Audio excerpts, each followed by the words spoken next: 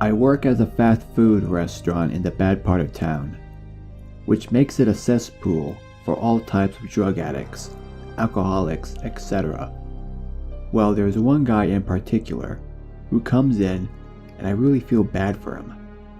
He just has nothing left up there. A manager who has always been here for 7 years said he's always been like this. He walks around and picks up imaginary things on the ground and will drool on anyone or anything around him. I work at a place where you cannot come in to order, so the store stays locked most of the time. But when it isn't, he will come in and it takes 4 of us most of the time to politely shoo him out the door. He cannot form a sentence and can seem to understand most of the time, so he's one of the most difficult nuisances. Now for more background.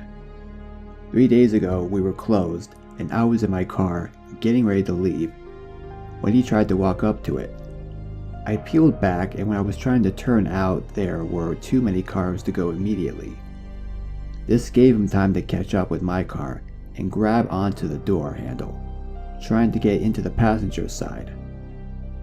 When I finally peeled out the lot, I accelerated so quickly that he fell.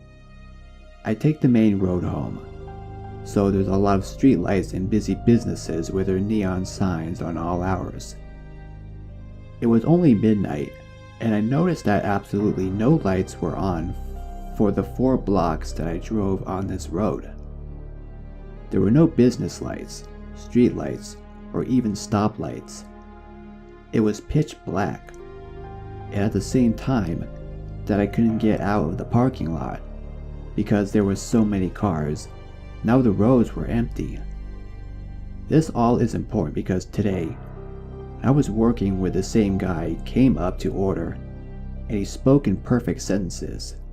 He paid, he looked happy, and even joked around with me. The thing is though, he looked so healthy. This man who had drooled on me so many times had some of the healthiest skin, eyes, and teeth I've ever seen. And I had just seen him 2 hours ago. He was one of the nicest guys. We had a great conversation, but me and my coworkers both were just so confused. Nothing could explain this. At first we thought this had to be 2 different men, but he had the same coat with the tear down the back, same baseball cap, and same blue bike that he always had. There's just no explanation for how he could have changed like this in only 3 days. When I see him every day and he's a completely different person, and has been for the last 7 years. The type of drugs he would be taking would have him in withdrawal for at least 3 or 4 days.